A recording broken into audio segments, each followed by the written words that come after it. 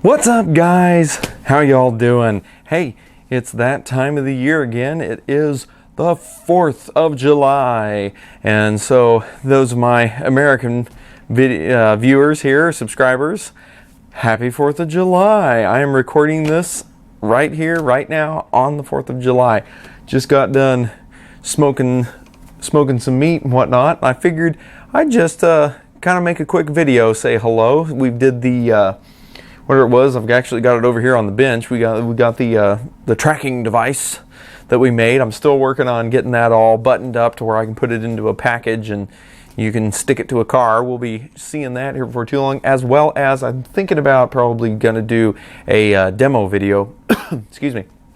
Do a demo video over here on the bench just to show you that with the software that I've posted, and if you hook it up via the schematic that I posted as well, it does work, and it does. You can text it and whatnot, and it is a lot of fun. I actually have some footage. I may throw that on here in a second. I've got some silly footage. It takes just a second of me driving around town with it plugged in my car. So check out this hilarious rig that I got going on, and you know, in just a second we'll go ahead and break and I'll show it to you, and you can check this hilarity out. I tell you, sometimes my nerdiness surpasses even, you know, the wildest things. It's just funny. Anyway, check this out real quick and we'll be right back. Guys, how y'all doing? Hey, we're taking this thing out for a road trip. So I'll turn the camera around here in a second. I'll show you my crazy setup. I actually have my power inverter in here because I don't have one of those batteries. I'm still waiting on one of the little 3.7 volt lithium batteries, and that's, like I said, that's the only drawback I have for this Fauna, is the fact that it is got a really narrow operating window. I think they should have widened that out, you know, but you know, I don't know. Anyway, so I actually have, I know this is completely inefficient, massively, but hey, it works, so we'll just put it that way. I've got my DC power supply actually in the floorboards. I'll show you here in a second. I'll show it to you. But I've got my DC power supply here in the floorboards. I've got my power inverter hooked up. So I know it's incredibly inefficient. We're going from DC to AC back to DC. So anyway, this is the only way I could get this thing to work, or at least get it to work quickly. So I have a limited amount of time today. So anyway, so I got that all put together, as well as I got a little 9-volt battery that's going to be powering the Arduino. So that way we can get the 5-volt logic to work. So let me flip this around, I'll show you what we got, and then we'll take off and we'll go some places and see how it does. Setup. All right, we got the Arduino all set up. We got the GPS and the Fauna, and there's our little battery pack. I haven't turned it on yet. I guess we can go ahead and turn that on. Hopefully we'll, gosh, that's gonna be hard to see. Shadow it here. Hopefully we'll get a GPS lock, hopefully sometime soon.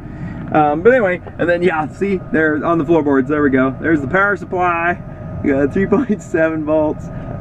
There's my little power inverter. That's my Radio Shack one. Oh, Radio Shack is not around anymore. Anyway, but yeah, so that's what we got going on. I got it like plugged into my cigarette lighter here, and it goes over and into that thing. But anyway, that's the setup. We'll see how well it rides. Have we got the satellite lock yet? And it looks like it's still searching. Okay. Well, like I said, it would help if I had the antenna. It has a small SMA connector on it to put an antenna on it. I probably should have done that. The Fauna's got a big old honker in an antenna. Of course, if you're like me and you know how flaky cellular stuff is, you know, I think that's why I went with the big, you know, honking antenna on this one, is because you know how cell phones are. They you know, it's in and out, you know. So anyway, we're gonna take this thing for a road trip ride, and we'll see how she works. Okay, I told you it was crazy, wasn't it? I put the little Frankenstein monster together in my car. Yeah, anyway, I got that going. How's you guys' summer going? Hopefully it's going well. Just an update on what I've been up to. I tried to tweet on Twitter, but I just didn't get around to. We had too much. Took a family vacation with my family, and we went down to the great state of Texas, which I've always enjoyed Texas. I don't know why. It's always a fun place to go. Everybody's real country and down to earth, and all. It's a great state to go visit. If you haven't visited Texas, You really should. It's a really fun place. We went down to, let's see, where were we at? We were in Arlington, Texas, was where we were at. And we went down there. We took the kids to Six Flags, which, if you haven't been to Six Flags, by the way, is really cool. I hadn't been there in, it's been about, I think it's been about 15 to 18 years. So it's been a long time. So it was quite neat. It was quite interesting to go see. And actually, what I'm going to do is at the end of this video, I'll put some of the footage of our trip on there, because it is pretty cool. I figured I'd share it with you guys, because it's just, I don't know, it's just kind of fun. Anyway, starting to bring you guys with me now. So anyway, well, guys, like I said, I had a break here in the day. Going to smoke some stuff, and you know what? In fact, you want to see what I'm up to? Let's do that. Let me take a break. I'll grab the camera, take it with me, and I'll just kind of show you what I'm up to. Be back in just a second. Okay, guys, I'll take you with me. Go check on the barbecue we're doing. Ought to be pretty good. We got the pool set up for the kiddies. I always have a big get together with my family. There we go. So we're doing good, nice and low and slow, baby. Low and slow. Looks like good temperature. We'll take a peek. Oh, yes. Look at that. Now that is a pretty sight.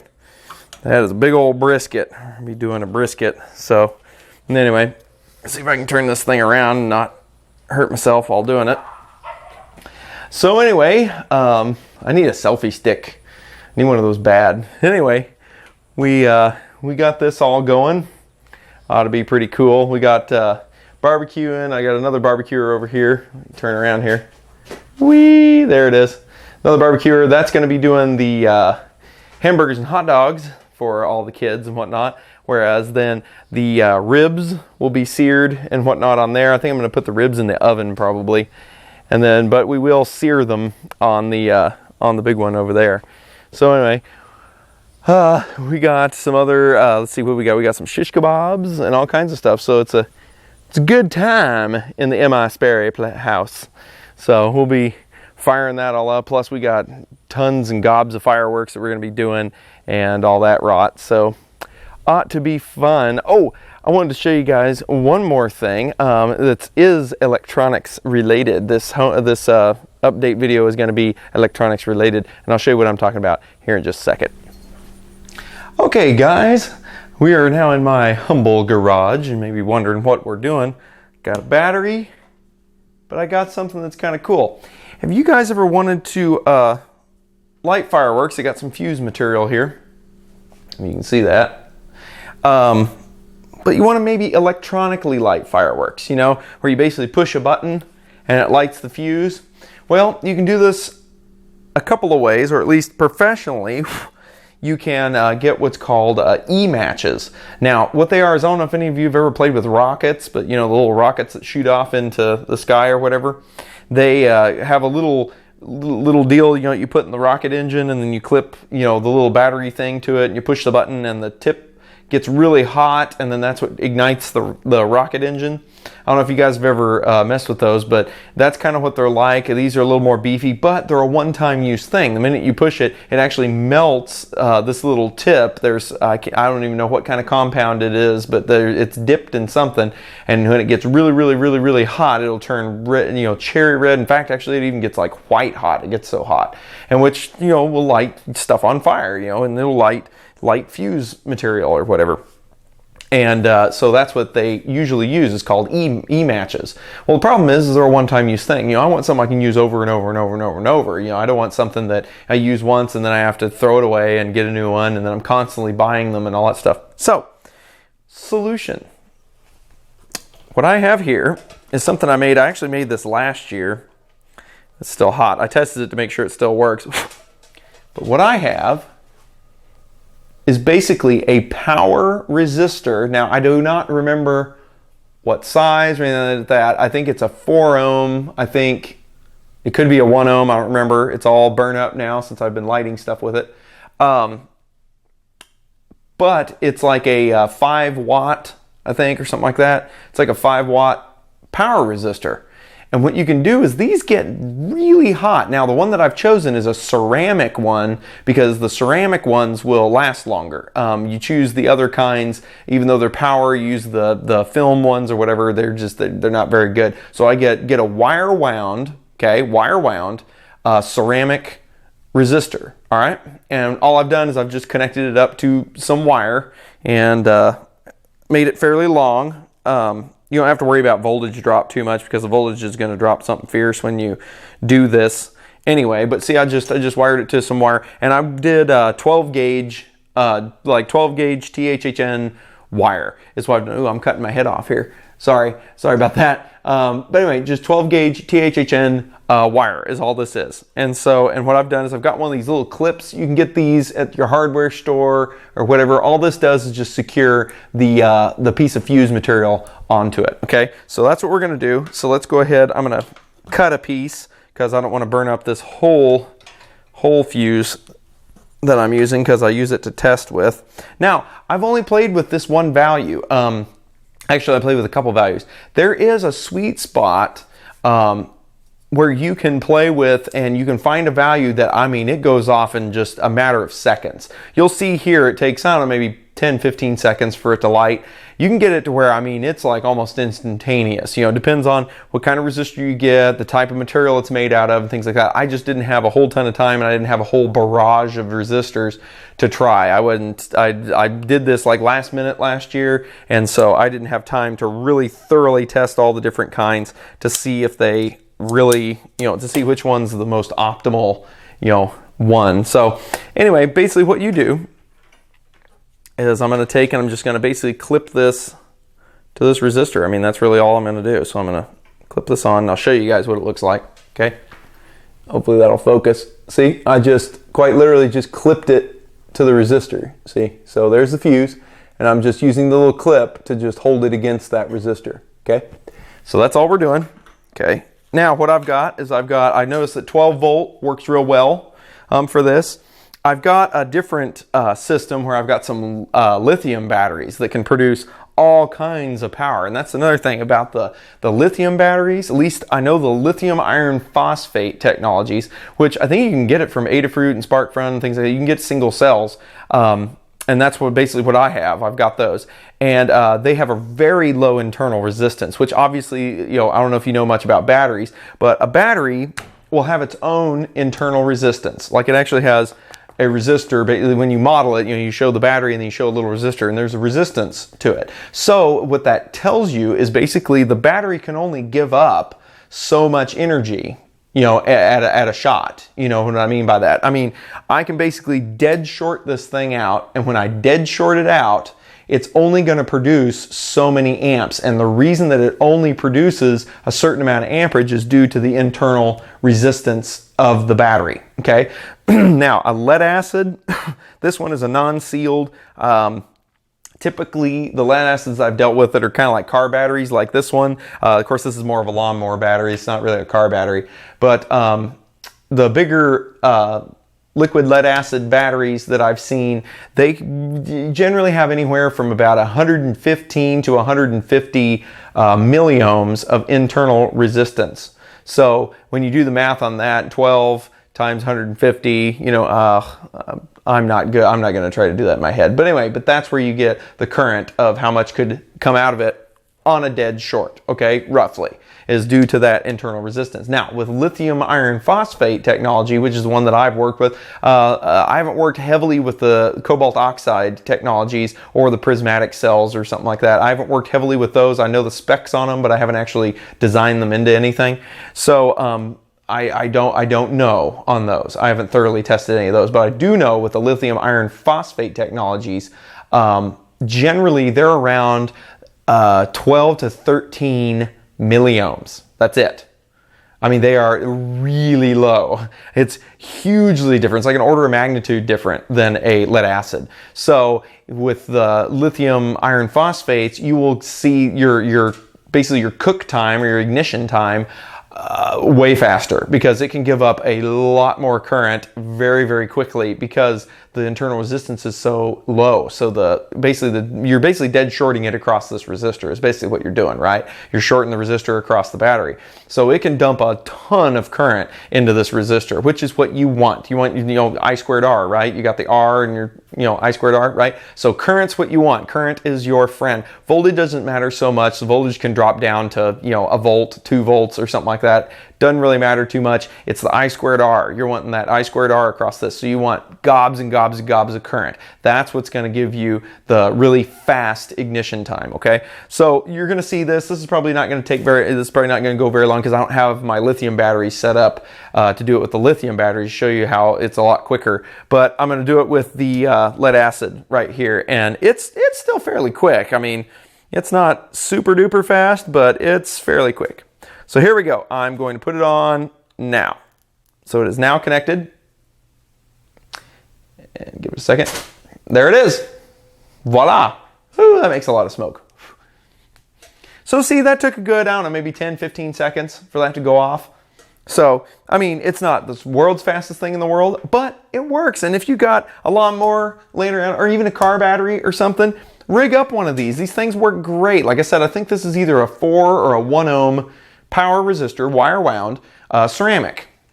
And it's about a 5 watt, 6 watt. And I have used this tons of times. Ooh, that's really hot. I've used this a ton of times, actually, a ton of times. What's so great, the reason you can basically refire rate these things is because, now, technically, if I left this on the battery, it would torch this resistor. I mean, right? I mean, it's going to. I'm dumping way more than 5 watts on this thing. It's just gonna, nuke it. Let's say it was a 1 ohm.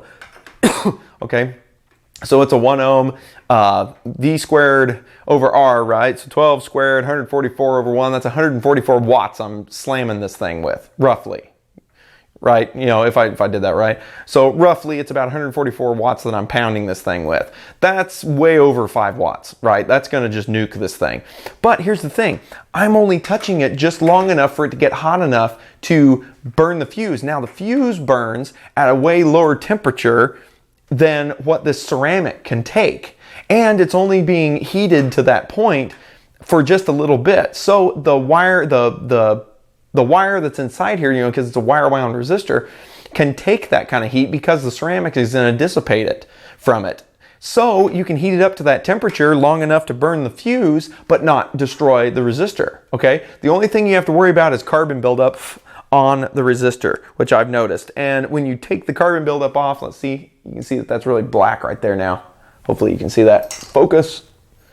Anyway, that will build up over time, and you can kind of scrape it off. I kind of scratch it on a wire brush. I don't know where it is right now, but I have a little wire brush, and I kind of scrape it on it to get it off. Now, a lot of the time, the ceramic will come off. So this eventually will fail, but I think you will get a lot of uses out of it before it actually, cracks, or the wire inside breaks, or it finally melts or whatever into to where it becomes useless. Which the great thing about that is you take a pair of snippers and just snip this off, solder a new one on, and you're ready to go. And these power resistors are not that expensive. You can buy a whole bag of them for like $5 to $10. And then you've got tons of these. You know how many, probably hundreds of shots you can get out of one, and you buy a whole bag of them, then you get like, you'd have like 1,000 shots, out of a bag of resistors that cost you like $10.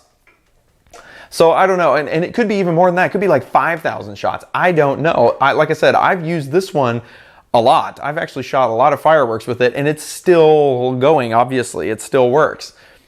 So I don't know. So I really don't know how many times you can fire it. I probably should take one of these and put a brand new one in and actually just, use it over and over and over and keep track of how many times I use it before it finally fails. But this sucker hasn't failed yet, and I've shot a lot of fireworks with it. So anyway, just thought I'd share that with you guys. That's a cool thing for those of you that are 4th of July firework nuts like I am, because I really enjoy my fireworks. I love shooting stuff that goes boom. So anyway, that's a quick way of making a electronic firing kit where you could rig up. And see, what's great about this is if you take a bunch of these and just parallel them up, just parallel them up, because this battery, I guarantee this battery, even this old lead acid right here, can produce enough current to run quite a few of these. I guarantee that one. And so you take and just parallel up a bunch of them, hook them up to like 3 or 4 different things, and just wire them all together, and then put one side under a nut over here, and then just touch the other side for a few seconds, and off everything goes. Pretty cool, actually. I used it, like I said, last year, and I have, I think, 3 of those cords made up, so I could shoot 3 things at once, and it was actually pretty cool. So definitely helps on artillery shells. Those of you know what I'm talking about. Those tube ones that shoot up in the air, and you have to wire up, and a whole bunch of them. It actually works pretty good on those. Those work well. So, all right, guys. Well, thanks for hanging out with me on this 4th of July. Hope you guys have a fun and safe 4th of July. And that's another thing that this thing provides is safety. How many of you guys have lit in a fuse or something and it's gone in and you've only gotten maybe 2 or 3 gigantic steps away from it and then it blew up on you? Yeah, scary. Fantastic way to improve safety. You got a cord, you sit back way away from it, touch it to a battery, off it goes, everybody's safe, everything's good. So have a good, fun, and safe 4th of July, and the last thing I'll leave you with is a little bit of footage from our Texas trip going to Six Flags, because that was a blast. And I recommend anybody that can make the drive or take a flight or whatever to check out Six Flags over Texas, because it is cool. I'm not being endorsed by anybody, I'm just saying it's a fun theme park. It's really fun. I think everybody should go check it out. It's pretty cool. So guys, take care, like, subscribe, share, all that jazz. Again, have a fun and safe 4th of July for those of you that are celebrating, and we'll see you next time. Well, I'm up here with my fam. We're at Six Flags over Texas. I don't know if you can see it behind me.